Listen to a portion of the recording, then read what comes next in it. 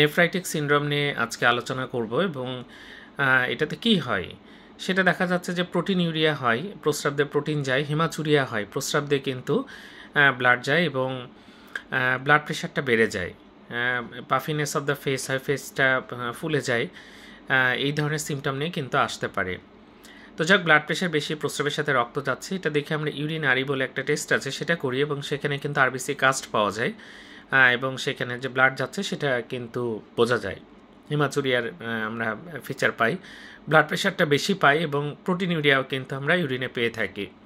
যাই হোক, এটা টেস্ট করে ডায়াগনোসিস করা হলো এবং এটা কিন্তু ব্লাড প্রেশারটা 130-এর নিচে রাখতে হবে, 80-র নিচে রাখতে হবে। এই জন্য কিন্তু আমরা এই সিনিমিটার বা এআরবি জাতীয় ওষুধ কিন্তু এখানে ব্যবহার করা হয়, যাতে প্রোটিনিউরিয়াটা কমে যায়, নাহলে কিন্তু আস্তে আস্তে কিডনি কিন্তু নষ্ট হয়ে যেতে পারে। অ্যাকুট নেফ্রাইটিক সিনড্রোম থেকে কিন্তু আস্তে আস্তে কিডনি নষ্ট হয়ে যায়। সুতরাং এদিকে খেয়াল রাখতে হবে, প্রেশারটা কন্ট্রোলে রাখতে হবে এবং এই সিনিমিটার বা এআরবি ব্যবহার করা যেতে পারে। তবে রিসেন্ট একটা স্টাডিতে বলছে যে এই দুইটা যদি একসাথে দেওয়া হয় তাহলে কিন্তু রেজাল্ট আরও ভালো পাওয়া যায়। ধন্যবাদ সবাইকে।